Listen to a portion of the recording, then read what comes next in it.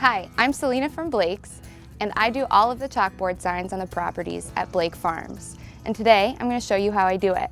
One, you're going to need a pencil just to sketch out what you're going to do on a little piece of paper. This you also use on your actual board. Then you're going to need your paint markers. I recommend getting medium-sized ones, large ones, and then one very large one. And then you're also going to need to prep whatever you're writing on. You're going to need a semi-gloss or a gloss black paint. You're going to grab your pencil and you're going to do a little sketch of your sign and exactly what you want it to say. I like to stack everything and make sure that I draw the outline of the shape of the chalkboard that I'm working on so that I can really plan for exactly how it's going to fit. And then I take this drawing and I draw it onto the actual board with your pencil.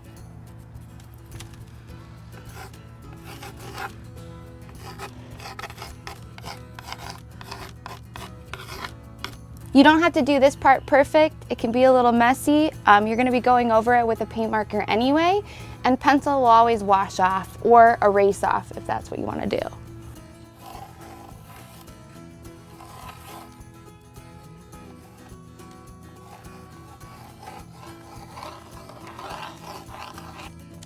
If you get the spacing a little wrong, that's okay too. You can always go over it again, or when you put the paint marker on, just remember that your spacing is a little off and you need to move things over.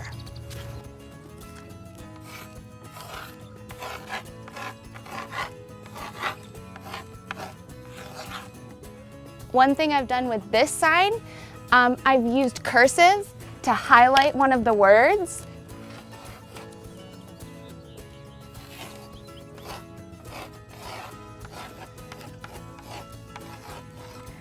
One thing to keep in mind when you're making one of these boards is if you have multiple messages, you're going to want to separate them. I like to do this with a line.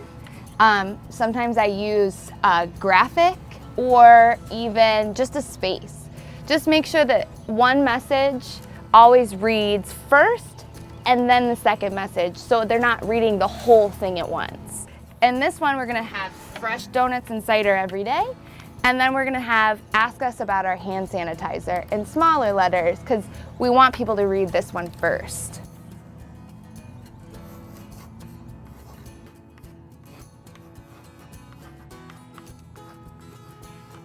Now that you have all of it written out on your board, you can start getting out your paint markers. So for the bigger lettering, I like to use the larger paint marker just because it's a lot easier than trying to outline things and then color it in. I like to use the caps just to pump them so that I'm not getting paint everywhere.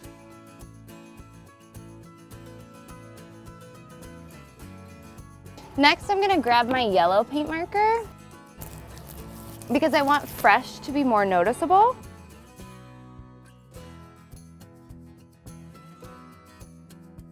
Remember, this is also the initial run through of paint, so you can go back in and do any corrections or add any paint at the end.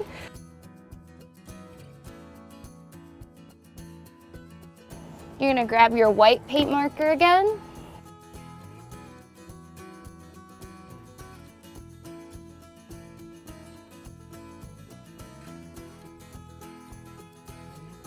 Sometimes I like to add little serifs to your font. This font right here is a sans serif where it doesn't have these little like spikes on the ends of the letters. If you add them, they just make it look a little fancier. Like you put a little more time in when really it doesn't take too much work. Go ahead and put in your ampersand.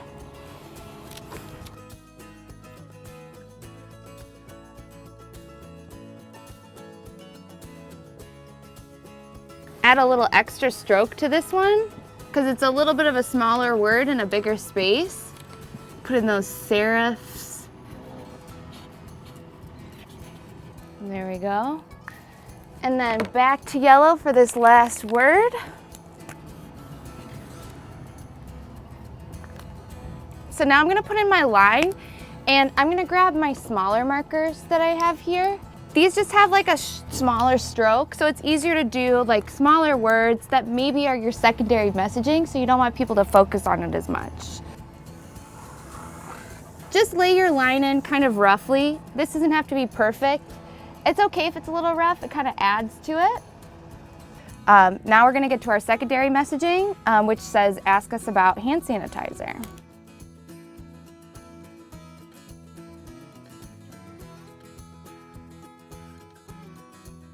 So now that we've laid it all in, just touch it up. With cursive or any of your calligraphy, I like to add a little extra stroke to it. So just on any of these like down strokes, just add a little extra.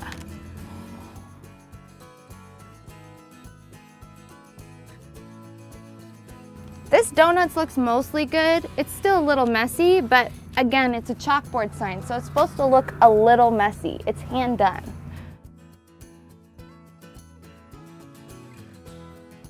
The most important thing about any of these signs is that they're legible and that you're getting your point or your messaging across.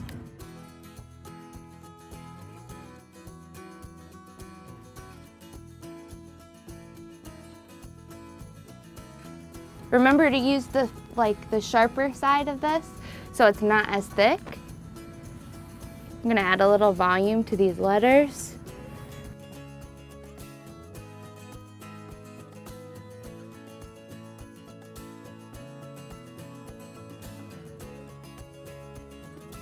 Grab your smaller marker for this line, and I like to just add like a little edge to both sides and then just connect them and roughly color it in inside. Doesn't need to be perfect. I think things actually look better when they're a little messy. And then we're gonna start in on this messaging here, and I like to just give it a little bit of volume on one side. For these, you can also add the seraphs. Kind of looks cute on this smaller lettering.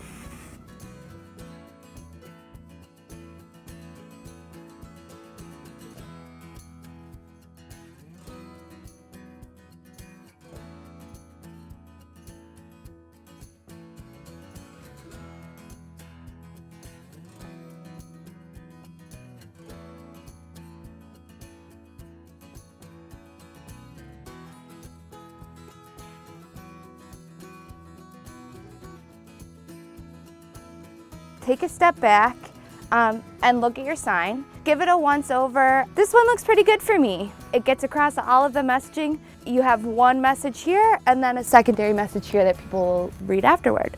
There you have it. That's how I do all the signs at Blake Farms.